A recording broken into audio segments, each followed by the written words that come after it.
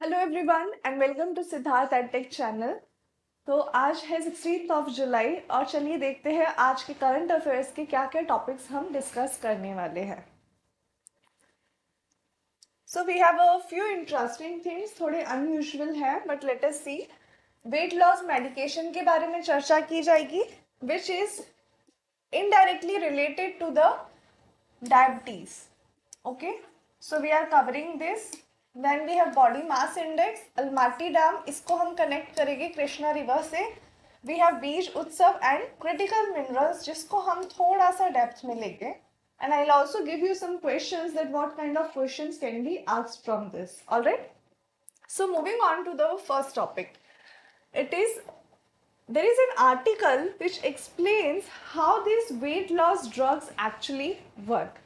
तो रिसेंटली ऐसा हुआ है कि एफडीए ने एक ड्रग को अप्रूव किया है and the target is particularly weight loss. Now you will say कि मार्केट में तो ऐसी बहुत सारी मेडिकेशंस अवेलेबल है already, then why is it new and why is it in news? So the medications that are available in market, they are usually taken as supplements. ठीक है, they give it a title that it is helpful in weight loss. Okay, they don't say that we prescribe it especially for weight loss.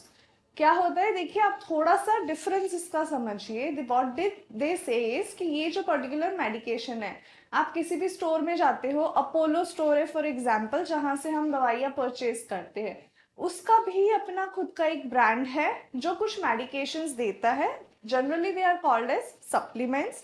सो आज इसे हमें detail में study नहीं करना है. We are not seeing कि कौन कौन सी ड्रग्स है, बट हाँ हमें कई बार ऐसा पूछा जा सकता है कि particular drug is related to what, so we should know that. ठीक है, तो ये बताया कि वेट लॉस ड्रग है टिर्जेपेटाइड, मार्केटेड बाय यूएस फार्मा. ठीक है, और इसका कंपनी नाम क्या है? ज़ेपबाउंड. ठीक है, देखिए ड्रग तो है एक चीज, ड्रग है एक चीज और उसका ब्रांड नेम है अलग चीज. ठीक है, ये कंसेप्ट आपको पता होना चाहिए. फॉर एग्जाम्पल कि ड्रग तो है पैरासिटामोल, ठीक है, ये कंपोनेंट है. अब पैरासिटामोल मार्केट में किस नाम से सेल होती है? आप जाकर बोल सकते हो कि मुझे पैरासिटामोल चाहिए, बट यूजुअली आप ऐसा नहीं बोलते हो. आप क्या बोलते हो? मुझे मेटासिन चाहिए, या फिर जो फेमस हो गया है कोविड के दौरान, आप जाकर बोलते हो भैया एक डोलो दे दीजिए, राइट? तो दिस आर सम एग्जाम्पल्स. तो जो कंपोनेंट है, जो चीज है, जो ड्रग है, जो एक्चुअली में वर्क कर रहा है, वो तो है पैरासिटामोल. और वो किस नाम से मार्केट हो रही है? तो वो मार्केट हो रही है एग्जाम्पल के तौर पे मेटासिन एंड डोलो के नाम से. So similarly the drug here is tirzepatide and the brand name is Zepbound. तो ज़ेपबाउंड इतना इंपॉर्टेंट नहीं होगा. आपसे क्या पूछा जा सकता है कि एक ड्रग है टेर्जापेटाइड और पूछा कि ये किस पर्पस के लिए बना है. चार ऑप्शंस दिए होंगे कि चार बीमारियों के नाम, and you have to find out what is the correct answer. ठीक है, so here the correct answer would be the target is weight loss. Now why is this in news right now? Let me explain. See, initially जब इस drug को दिया गया था, it was given to control diabetes. Which one? Type 2. It was used to control type 2 diabetes. समझिए, किसी को sugar की बीमारी थी, आप लोग कॉमन लैंग्वेज में कहते हैं इन्हें शुगर हो गया है ना? तो डायबिटीज एक कंडीशन है. तो टाइप 2 डायबिटीज के लिए डॉक्टर्स ने ये पर्टिकुलर दवाई जो है वो प्रिस्क्राइब की. प्रिस्क्राइब करने पर उन्हें ये पता चला कि इवेंचुअली हो ही रहा है कि जितने भी लोगों को दी गई थी उनमें वेट लॉस दिखा गया, बट वो weight loss as a side effect था, टारगेट नहीं था उसका. ठीक है, weight loss was a side effect. So eventually what happen कि डॉक्टर्स जो है ना, वेट लॉस के लिए ओबेस लोगों को ये सजेस्ट करने लग गए medication. Now the company thought that why not market it as a weight loss drug. So they again did some researches and surveys, and then they came to conclusion that this medicine works for weight loss, and then they introduced it in the market. Alright, तो हमें इसमें से क्या क्या सीखने को मिल रहा है कि कभी कभी पर्टिकुलर मेडिकेशन का साइड इफेक्ट जो है वो भी बेनिफिशियल हो सकता है। तो किसके लिए हो सकता है?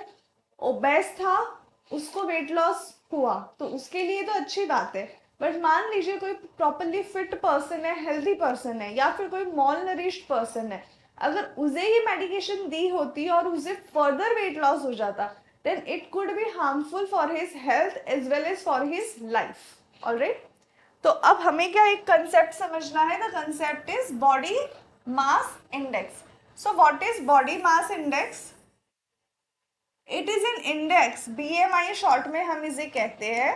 सो बीएमआई क्या होता है? It is our weight divided by height. Alright, weight is in kg, height is in meters. Alright,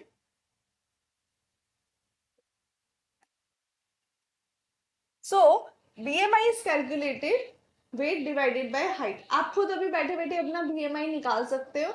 You should know what is your weight. अगर आपको कुछ आइडिया है कि I belong to 60 kg, 64, 70 kg, जो भी आपका वेट है उसको आपको डिवाइड करना है अपनी हाइट से। ठीक है, ये पैरामीटर्स जो है कई बार चेंज हो जाते हैं। हाइट को हम इंचेस में से भी ले सकते हैं, सेंटीमीटर्स में भी ले सकते हैं। तो जो भी आप स्केल यूज कर रहे हो ना, whenever you are calculating, you should know कि उसमें आगे लिखा हुआ होता है कि कौन सी यूनिट आपको लेनी है। So if you are measuring your height in feet, then you have to convert it into inch और सेंटीमीटर, जो भी कैलकुलेटर आपसे पूछ रहा है उसके अकॉर्डिंग। ठीक है, तो इसके जो भी आंसर आते हैं उसके अकॉर्डिंग उन्होंने क्लासिफाई किया that if you belong to this 18.5 then they say you are under weight. ठीक है, नॉर्मल हम कहते हैं 18.5 टू 24.9, तो उसे हम कहते हैं कि नॉर्मल बॉडी मास इंडेक्स है। Then we have overweight, obese and extremely obese. ठीक है, so we have to see कि ये दो कैटेगरीज में हम फिट ना हो, because it is an invitation to a lot of diseases. Alright, body mass index क्यों पढ़ाया था? एक प्रैक्टिकल कंसेप्ट है जो आपको पता होना चाहिए। Now there is a question that I usually ask to the interview candidates, is this body mass index a correct approach to know a person's health? क्या एक पर्सन की फिटनेस जानने के लिए ये body mass index proper approach है? एक बार आप सोच के देखिए। How are they calculating? They are taking your weight and they are taking your height. So basically they are saying कि जितनी आपकी हाइट है, क्या उस हाइट के अकॉर्डिंग आपका वेट है या नहीं है। अब जो एक डाउट हमेशा माइंड में आता है, हम इसका क्रिटिकल एनालिसिस कर रहे हैं, ठीक है, बॉडी मास इंडेक्स का, इस स्केल का। तो जो एक डाउट माइंड में आता है वो ये है कि for example a person has a good weight, ठीक है, उसका वेट है, बट हमें नहीं पता कि वो वेट उसके मसल्स की वजह से है या फैट्स की वजह से है या उसके बोन्स की वजह से है। Okay, a person can be fit, but हो सकता है कि मसल वेट और फैट्स नहीं है, but their bones are really heavy. Okay, ऐसा भी केस हो सकता है। बट अगर हम इस कैलकुलेशन में उसे फिट करेंगे तो वो उसे क्या बताएगा? They will say you are overweight. Correct. इसी तरीके से क्या हो सकता है कि एक को मान लीजिए कोई लेडी है, somewhere she is between 35 to 38 years, तो usually after 30 years in woman osteoporosis starts, यानी कि जो बोन्स होती है वो अंदर से धीरे धीरे खोखली होती जाती है। ठीक है, तो अब आप एक बार सोच के देखिए कि अगर बोन्स खोखली हो गई तो वजन ऐड तो नहीं हो रहा, वजन तो कम निकल रहा है, right. But what if the women has gained a lot of fats या फिर मसल्स, तो एक्चुअली में जो उसका वेट आ रहा है वो ज्यादा आ रहा है, but the bones they are actually weaker.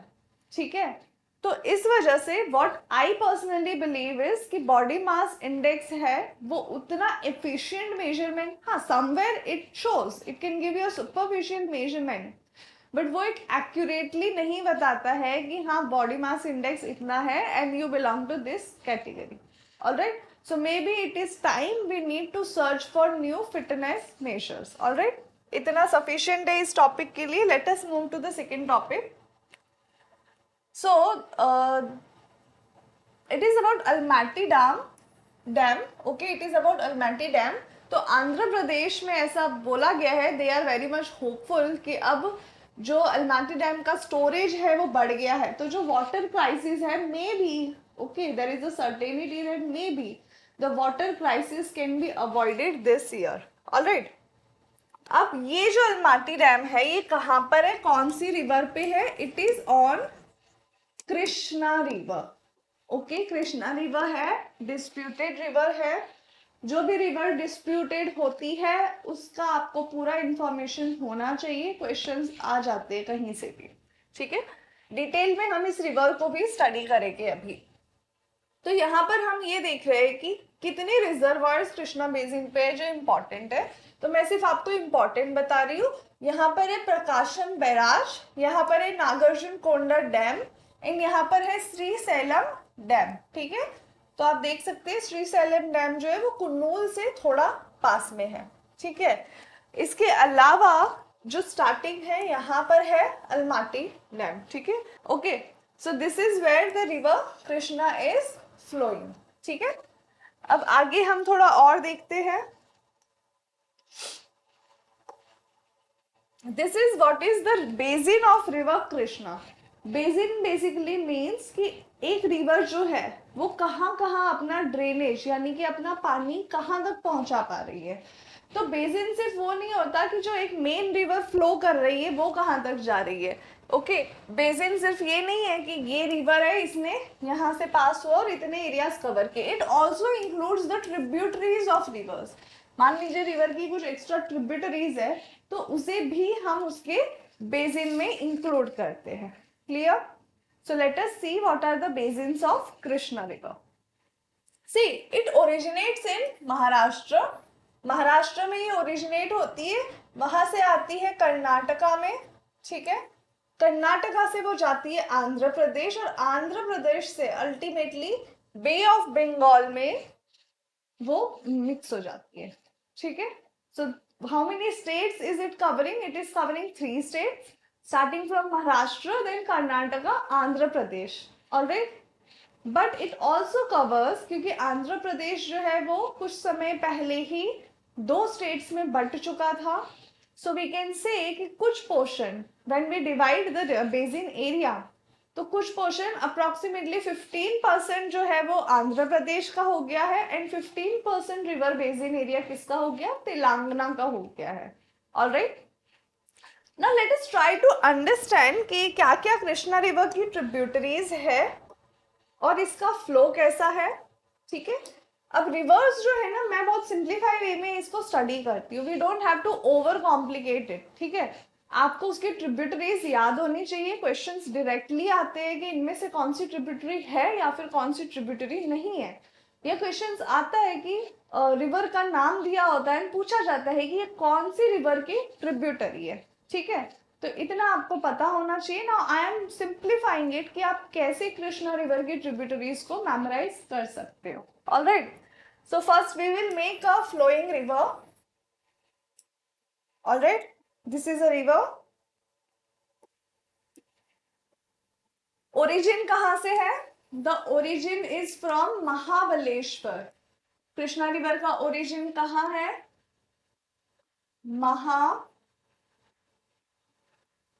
Mahabaleshwar. Okay, it origins from Mahabaleshwar. Now, how to determine whether a tributary is left or right? ये हमें कैसे पता चलेगा? So you always have to see the flow of river. Krishna river is flowing from left to right. तो जहां हमारा face है हमें उसके अकॉर्डिंग देखना है. ठीक है, रिवर इस डायरेक्शन में है तो यहाँ पर जितनी भी रिवर्स होगी इसके राइट में वो इसकी राइट ट्रिब्यूटरीज है, और जो भी लेफ्ट में होगी वो इसकी क्या है? लेफ्ट ट्रिब्यूटरीज है. सपोज अगर ये फ्लो होता किसी रिवर का, then I have to change the direction. So now this side will become right and this side will become left. Okay, so you should know how to identify the direction of river. Starting. ठीक है, कैसे याद करनी है? हम दो दो reverse, दो दो ट्रिब्यूटरीज याद करेंगे. ठीक है, सबसे पहले यहां पर जो आती है वो है कोयना। क्या कहना है आपको? Koyna. Then you have to say Varna. अब देखिए मेरी ये टेंडेंसी रहती है, मैं क्या करती हूँ ना, जब बहुत सारी चीजें होती है और बहुत डिफरेंट नाम आते हैं, आपको उसको याद करना है, तो या तो आप उसके निमोनिक्स बना सकते हो, बट निमोनिक्स मुझे लगता है कि पहले आप उसके निमोनिक्स बनाइए, फिर आप उसको याद करिए, और उस टाइम पे याद आना चाहिए था कि कौन सा निमोनिक किसके लिए था। तो ये अपने आप में एक चैलेंज हो जाता है। So my approach is I usually create a story. Okay, अब जैसे ये शब्द देखिए थोड़ा कोयना वरना है ना, वरना इस वरना साउंड्स लाइक अ धमकी, तो ये कर ले वरना ऐसा कर दूंगी, है ना, इट बेसिकली साउंड्स लाइक अ धमकी। तो आप इस तरीके से अपने अप्रोच से ट्रिब्यूटरीज को लर्न कर सकते हो, ठीक है। So the first two tributaries on the left side, sorry on the right side we are talking about, it is Koyna and Varna. ठीक है, दो याद हो गई। अब इसके बाद आपको कैसे याद करना है, सिमिलर साउंडिंग नेम्स है। तो सबसे पहले तो है Panchganga and then we have Dudhganga. What do we have? Panchganga and then we have Dudhganga. ठीक है, इतना याद हो गया है सभी को? वापस से देखते हैं, कोयना वरना Panchganga Dudhganga, similar sounding. Coming to the next, Ghataprabha and Malaprabha, again similar sounding. इस तरीके से आप पेयर्स बनाकर भी लर्न कर सकते हो।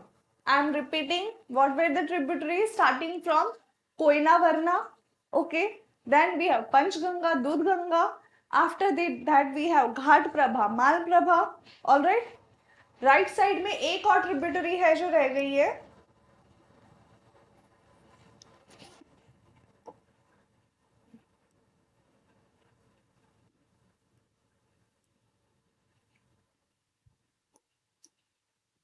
Another one is Tungabhadra,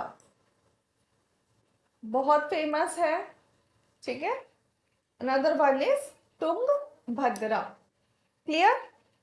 right side tributary सभी को याद हो गई? रिपीटिंग, कोयना वरना Panchganga Dudhganga Ghataprabha Malaprabha and the last one is Tungabhadra on the right side. जब मैं बोल रही हूँ मेरे साथ साथ बोलने की कोशिश करिए, जब नाम थोड़े डिफरेंट होते हैं बार बार बोलना होता है, उसी से हमें याद होता है। बचपन में मैम क्लास में टेबल्स लर्न कराती थी, आपको बार बार रिपीट करने को कहती थी, क्योंकि उसी से चीजें हमें याद होती है, ठीक है।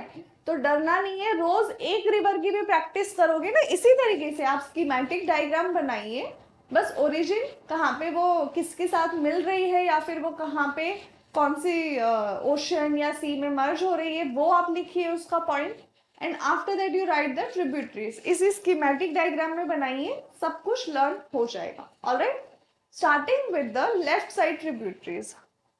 सो there is a river coming. अब आपके लिए जो इम्पोर्टेंट है ना, आपको ये सीक्वेंस भी पता होना चाहिए कि किसके पहले आ रही है किसके बाद में आ रही है। तो जो लेफ्ट साइड से अब यहां से एक आ रही है रिवर, ठीक है, वो इधर आएगी, माल प्रभा की भी बाद में आएगी, ठीक है। What is the river? The river name is Bhima और चंद्रभागा, भीमा और Chandrabhaga. Now both the rivers are same, ठीक है। कई बार ऐसे चंद्रभागा के नाम से क्वेश्चन आ जाता है, कई बार भीमा रिवर के नाम से क्वेश्चन आता है, both the rivers are same. Bhima की अपनी भी कुछ ट्रिब्यूटरीज है, ठीक है, अपनी भी कुछ ट्रिब्यूटरीज है। कौन सी है?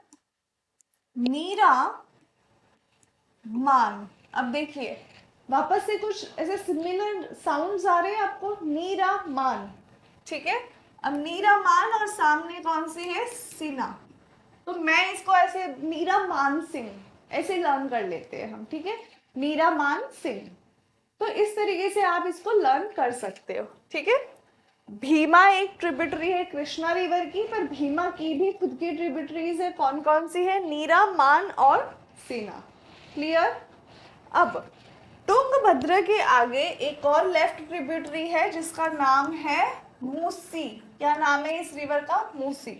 एंड लास्ट में एक आती है जिसका नाम है मुन्नेरू। क्लियर? तो इसी के साथ में हमारा कृष्णा रिवर का भी प्रिपरेशन हो चुका है। Alright, this is what Krishna river is, important tributaries. इसके अलावा भी बहुत सारी ट्रिब्यूटरीज है, but not all of them are important. तो हम क्या करेंगे, धीरे धीरे हम सारी रिवर्स भी अपने टॉपिक्स के साथ में कवर करते जाएंगे। ठीक है?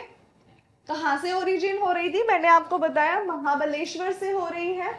वेस्टर्न घाट्स में है महाबलेश्वर, महाराष्ट्र में। और जो हाइट है वो अप्रोक्सीमेटली है 4300 फीट। ठीक है, इतनी ऊंचाई से ये रिवर आ रही है।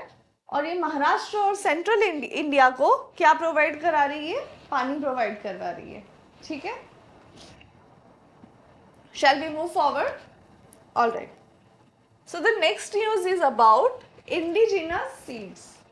अब यहाँ से जो ये इम्पॉर्टेंट राजस्थान के एग्जाम एक्सपीरियंस के लिए ज़्यादा इम्पॉर्टेंट है, बट आई वुड से कि इसका कनेक्शन मैंने ओवरऑल भी बनाया है, so it is important for everyone. Mains में इसको हम बहुत अच्छे एग्जाम्पल के तरीके से यूज़ कर सकते हैं। कैसे? सो सस्टेनेबल एग्रीकल्चर एक टॉपिक था, वहाँ पर आप इसको कोरिलेट कर सकते हो। So what is this article about? It is saying there is a बीज उत्सव going on. ठीक है, बीज उत्सव चल रहा है। बीज मीन्स सीड, उत्सव मीन्स अ फेस्टिवल। तो एक त्योहार चल रहा है, एक मेले की तरह चल रहा है एक इवेंट। कहाँ पर हो रहा है? तो बांसवाड़ा के एक सेरा नागला गांव में। ठीक है, हम बांसवाड़ा याद रख लेंगे उतना काफी है। बांसवाड़ा में, कहाँ है बांसवाड़ा? राजस्थान में। ठीक है, तो बांसवाड़ा के एक गांव में ये वाला उत्सव चल रहा है। क्या हो रहा है कि जितने भी ट्राइबल पॉपुलेशन है, स्पेशली द भील्स, ठीक है, जो भील ट्राइबल्स है, वो इंडिजिनस सीड वैरायटीज लेकर आ रहे हैं दिखाने के लिए, अवेयरनेस क्रिएट करने के लिए, साथ ही में सेल करने के लिए। तो जिन्हें भी ये वैरायटीज चाहिए, इंडिजिनस का मतलब है कि वो भारत की ही है, यहीं पर वो बनती थी। ठीक है, उसमें कोई मिलावट नहीं है, ओरिजिनल जो सीड्स थे वो है। ठीक है, हमने उसमें कोई जेनेटिक चेंजेस नहीं किए, जैसी थी वैसी है ये अभी भी। तो ऐसे सीड्स लेकर आए हैं, लोग खरीद भी रहे हैं। ठीक है, अब इससे होगा क्या? What are they going to achieve ultimately? So firstly they are promoting. ठीक है, एक तो यहाँ से ट्राइबल लाइवलीहुड जो है वो प्रमोट हो रहा है। ठीक है, उनके लिए जो चैलेंजेस थे कि हम सेल नहीं कर पाते, हमारे पास एक प्लेटफॉर्म नहीं है, हम क्या करें, हम एक लाइवलीहुड, हमारे पास कुछ होना चाहिए कामकाज करने के लिए। So this is one of the thing. ठीक है, तो now they are going to preserve more seeds, because धीरे धीरे जैसे ही इस बार में ये न्यूज आई है, तो और भी अलग अलग प्लेटफॉर्म्स पे ये गई होगी, पीपल अवेयर हो रहे होंगे इसको लेके, आप अवेयर हुए हैं। सो आपके माइंड में भी अगर आप में से किसी की हॉबी है, ठीक है, कि आप प्लांटेशन करते हैं या गार्डनिंग करते हैं, so maybe you will also think let us get some seeds from there. ठीक है, इसी तरीके से प्रमोशन हो रहा है। So they have over 50 indigenous varieties, and अलग अलग चीजों की थी, किसी एक पर्टिकुलर चीज की नहीं, सब्जियों की, दालों की। ठीक है, अलग अलग चीजों की उनके पास वेराइटीज थी। सो अब जो चीज इंपॉर्टेंट है इससे रिलेटेड वो क्या है? देखिए, ऐसा माना गया है, एक अजम्पशन है, क्योंकि हमें एंजाइटी बहुत ज़्यादा होती है कि आज मेरे पास ये है, ये सब खत्म हो गया तो क्या, मैं क्या करूँगी आगे। ठीक है, सो ओवरऑल मतलब किसी एक ग्रुप ने सोचा होगा कि मान लीजिए एपोकैलिप्स जो है, ठीक है, फिर से ऐसी कोई घटना होती है, कोई बड़ा सा मेटेरॉइड आके अर्थ पे गिर जाता है और सब कुछ तबाह हो जाता है, तो ऐसे केस में हम वापस से अगर सोचे कि हमें खेती करनी है, मान लीजिए कोई ऐसा एपिडेमिक फैल गया, कोई ऐसी बीमारी फैल गई जो क्रॉप्स में फैली है and it destroyed all the crops through out the world, ठीक है। तो हम क्या करेंगे, सस्टेनेबिलिटी कैसे लाएंगे, हम क्या खाएंगे, this is a big question. Because see आप जितने भी नॉन वेजिटेरियंस है वो तो ये बात सोच लेंगे कि वी हैव ऑप्शन, बट आपके जो नॉन वेजिटेरियन एनिमल्स है जिसे आप खा रहे हो उन्हें भी तो सरवाइव करने के लिए कुछ ना कुछ चाहिए, they are going to depend on green leaves.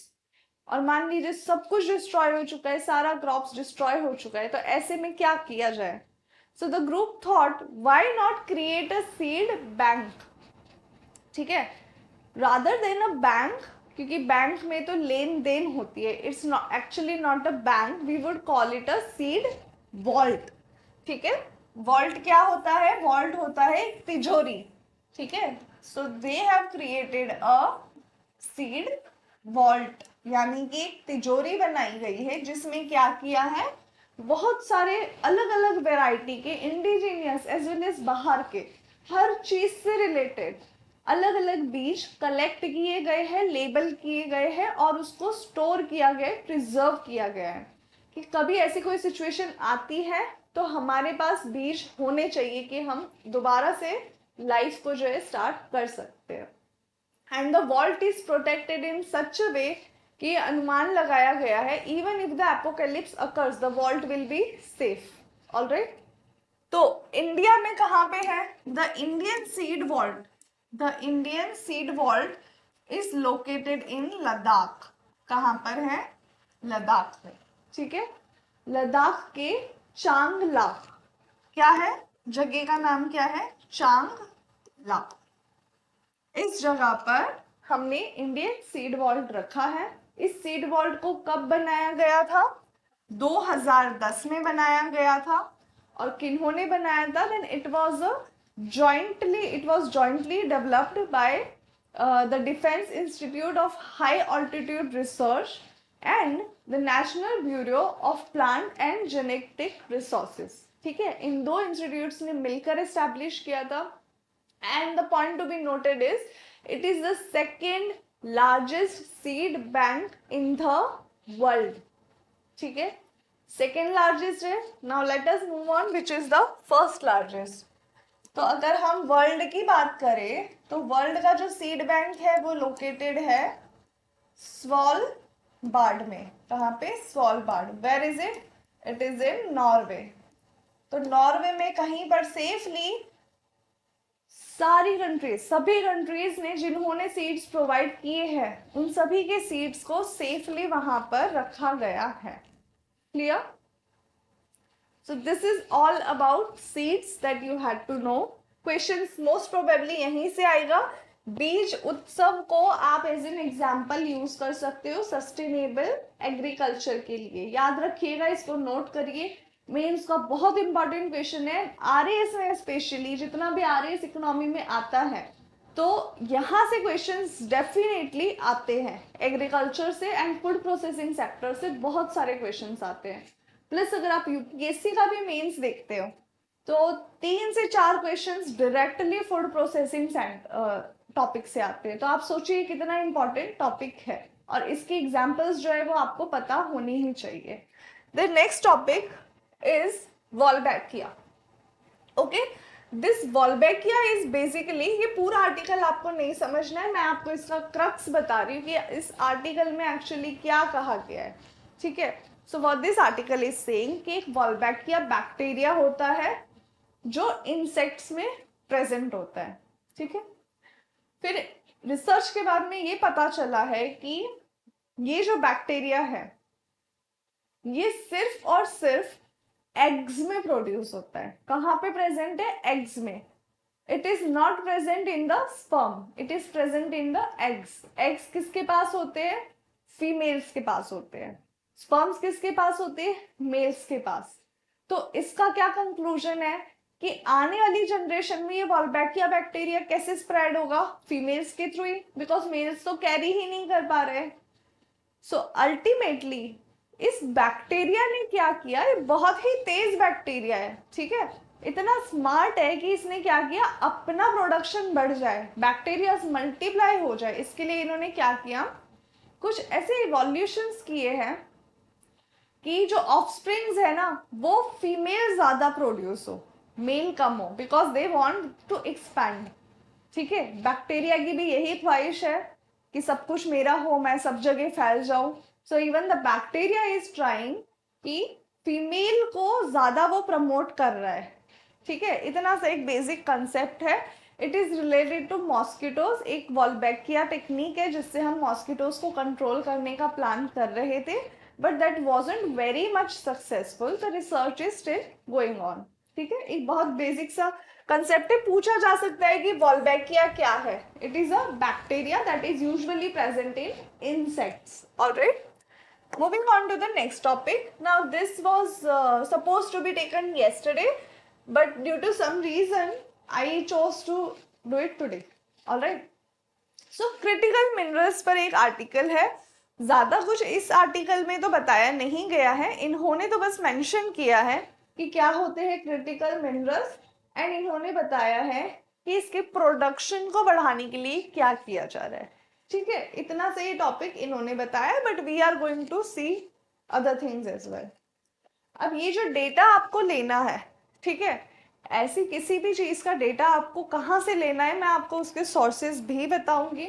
So you can either go to the annual report of ministry of mines. ठीक है, मिनरल से रिलेटेड बातें हैं तो कौन सी मिनिस्ट्री के पास होगा? मिनिस्ट्री ऑफ माइंस के पास होगा। After that we have another report, critical minerals for India. But ये एक रिपोर्ट से ज्यादा क्या है, ये कमिटी के द्वारा दी गई रिपोर्ट है on identification of critical minerals, but I have still included because से एक कमिटी ने बताया था। यूजुअली जो भी रिकमेंडेशंस कमिटी के होते हैं वो मिनिस्ट्री अप्लाई करती है यूजुअली। ठीक है, तो कुछ डेटा हमने वहां से भी लिया है। इस तरह की और भी बहुत सारी रिपोर्ट्स होती हैं। Try that you take the latest possible. अभी ये कब का है? जून 23 का है।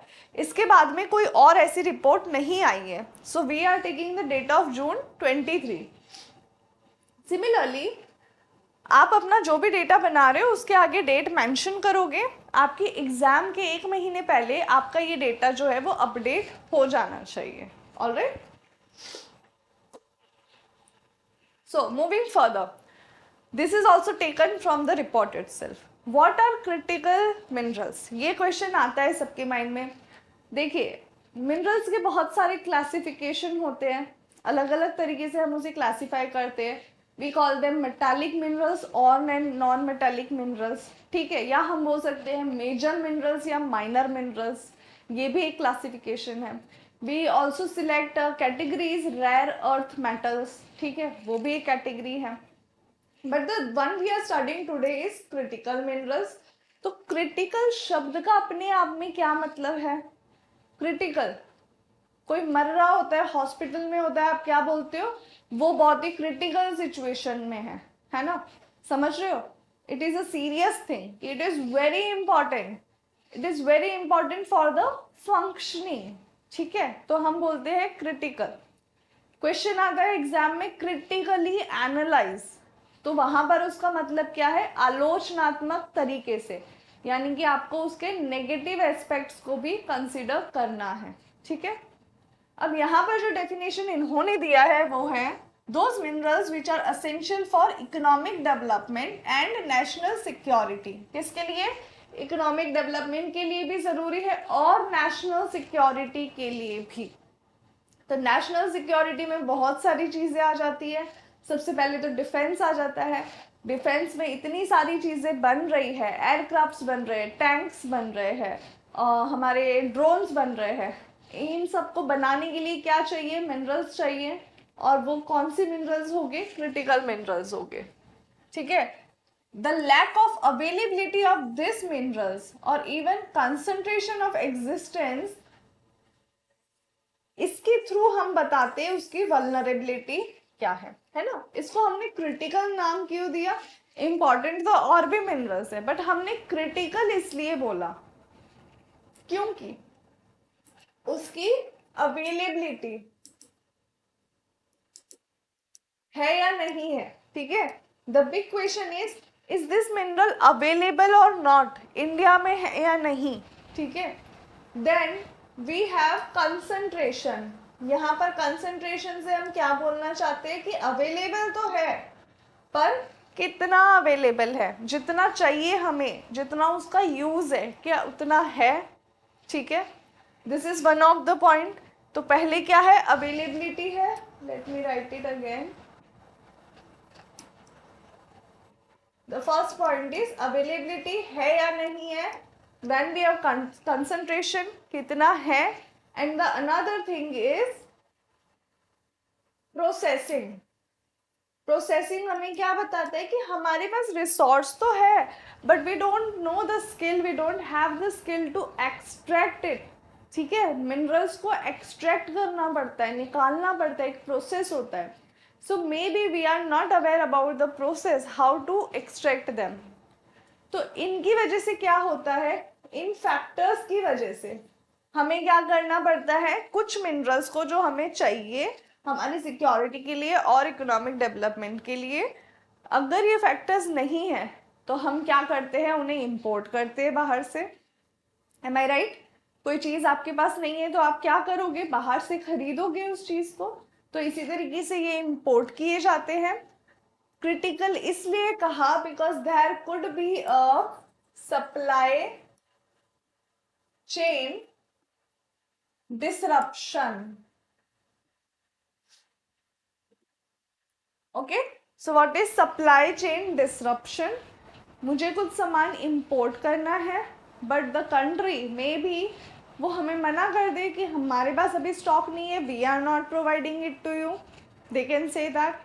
और maybe the consignment got delayed, हमें जिस टाइम पे चाहिए था हमें तब नहीं मिल पा रहा, या कोई कंट्री कल को मना कर सकती है, we don't wish to share, we don't want to export our resources, ऐसा भी हो सकता है।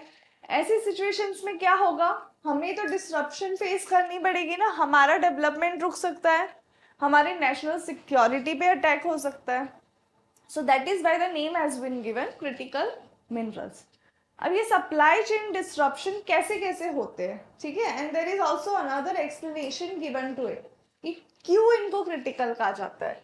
Because first they have economic importance. ठीक है, मैंने जैसे कि आपको बताया था इकोनॉमिक डेवलपमेंट के लिए मिनरल्स जरूरी होते हैं, they have this importance. Plus अगर उसमें जुड़ जाते हैं सप्लाई रिस्क, तो हम बोलते हैं कि उस मिनरल की क्रिटिकलिटी कितनी है।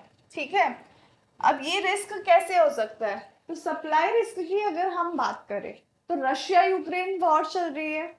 अब वॉर की सिचुएशन में कितना एक्सपोर्ट्स हो पा रहा है या फिर डिलेड एक्सपोर्ट्स है, दिस इज एन एग्जाम्पल। इसके अलावा जैसे कि चाइना ने मना कर दिया था कि हम जब सेमीकंडक्टर्स की बात कर रहे थे, ठीक है, चिप बनाने की जब बात हो रही थी, तो क्या बोला था चाइना ने कि we are not giving the minerals, export बंद कर दिया था उसने। ठीक है, तो इसी तरीके से बहुत सारे मिनरल्स है। Let us see what are the minerals, let us also see what amount of minerals we import. So just see this table, observe it, यहां से ऊपर से लेकर 10th तक है ना, first 10 items you observe them. What we are doing, we are doing 100% of import. Just imagine कौन कौन से मिनरल्स है, lithium, cobalt, nickel, vanadium, niobium, germanium, रियम, rhenium, beryllium, tantalum and strontium. तो इन सब का हम क्या कर रहे हैं, 100% इंपोर्ट कर रहे हैं। द लिस्ट इज मेंशन कि हम लोग कहाँ से इंपोर्ट कर रहे हैं। ठीक है, that has also been provided.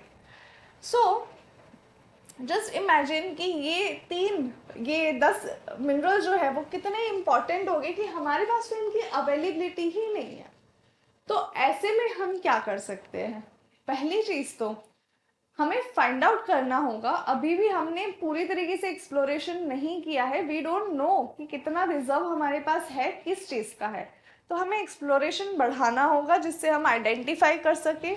Secondly हमें ये भी सोचना होगा कि इनमें से कोई मिनरल अगर हमारे पास कल को नहीं आता तो उसका कौन सा ऑल्टरनेटिव है जो हम यूज कर सकते हैं।